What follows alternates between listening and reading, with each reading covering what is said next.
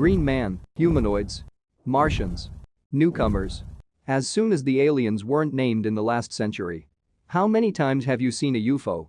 It is already difficult to understand where the truth is and where the lie is. Today I will tell you 3 cases that make you think about whether we are alone in the universe. What are they hiding from us? Get ready. Top 3. Secret. Documented. Contacts. With aliens. Put a like and subscribe to the channel so that you don't miss all the fun. The Roswell incident of 1947.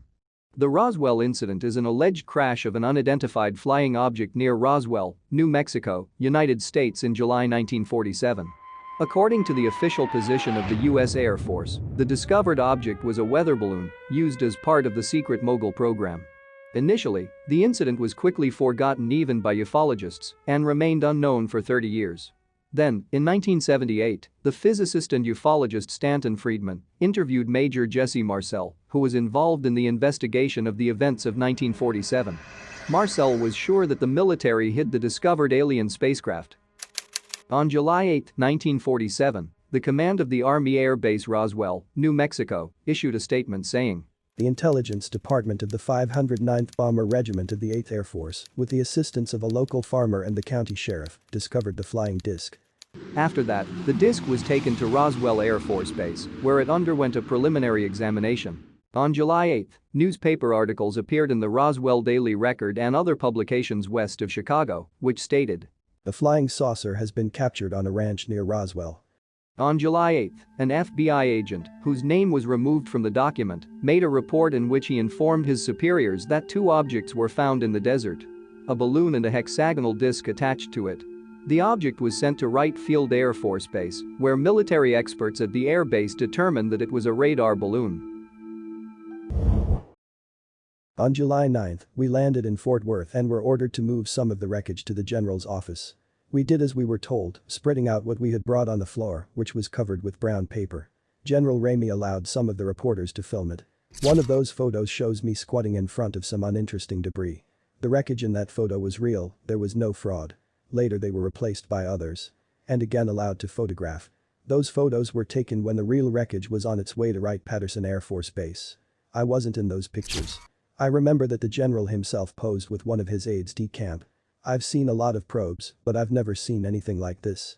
It was General Ramey who made up the story of the weather balloon as a cover to get the reporters off our backs.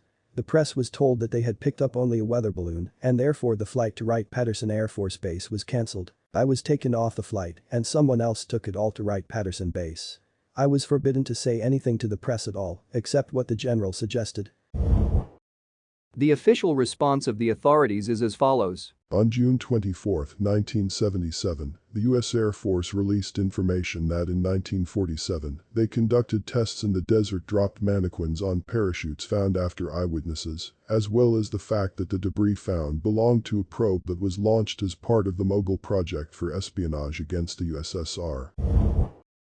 In 1995, English film producer Ray Santilli released a sensational video from 1947, which allegedly shows the autopsy of a dead alien that crashed in Roswell.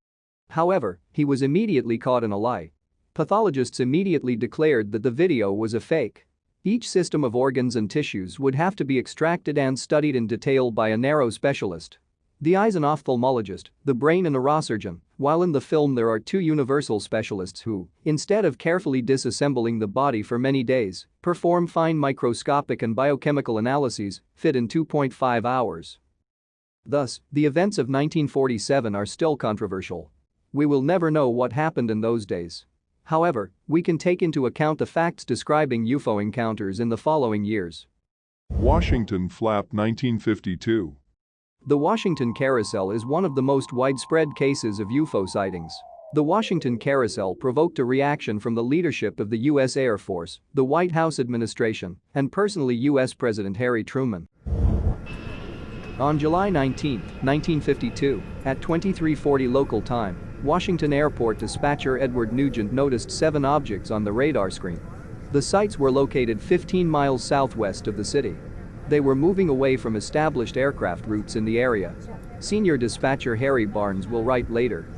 We immediately realized that this is a very strange situation.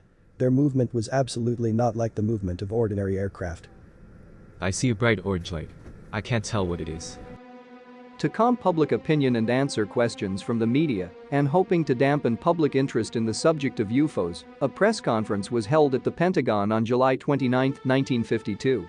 During a press conference, Samford said that the objects observed over Washington can be explained by air disturbances. Ruppelt rated the results of the press conference positively, as he put it, "in getting the press off our backs." The Tehran incident of 1976.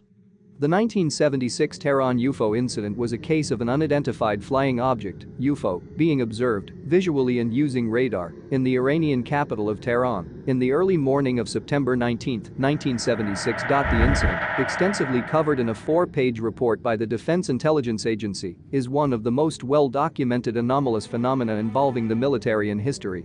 At the same time, various higher-ranking military leaders of Iran involved in the events admit that the observed object could have an extraterrestrial origin. On September 19, at approximately 0:30 p.m. the Tehran command post of the Iranian Air Force received 4 telephone messages from residents of the city district of Shimran about unusual activity in the night sky. When it turned out that there were no helicopters in the air, General Yousefi decided to fly one F-4 Phantom II interceptor from the Shiraki Air Force Base in Hamadan. At 1:30 a.m., an F-4 flown by Captain Mohammad Reza Azizkhani took off and proceeded to a point 40 miles north of Tehran. The object was so bright that it could be seen 90 miles away.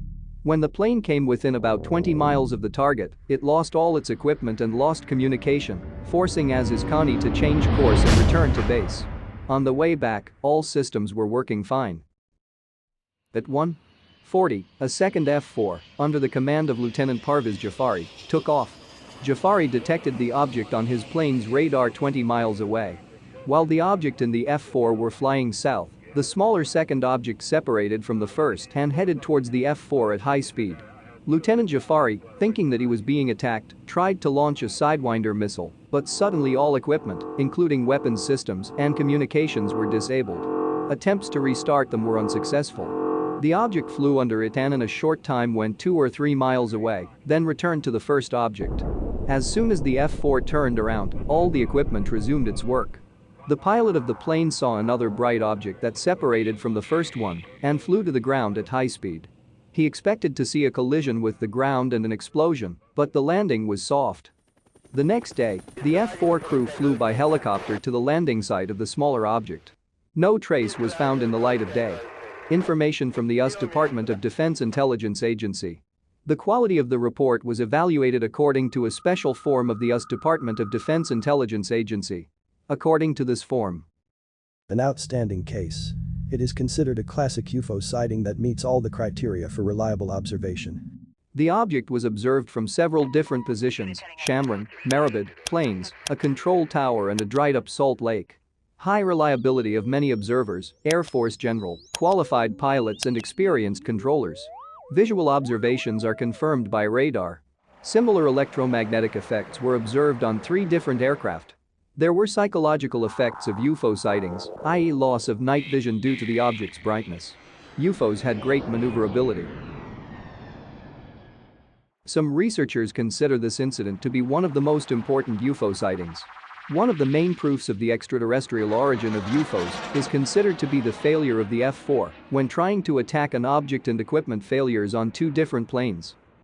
Now you have learned about 3 of the most interesting and most importantly documented cases of meeting with something unknown. It's up to you to decide whether it's true or false. However, I want to say the following. Stupid is the one who never changes his mind. See you soon, my friend.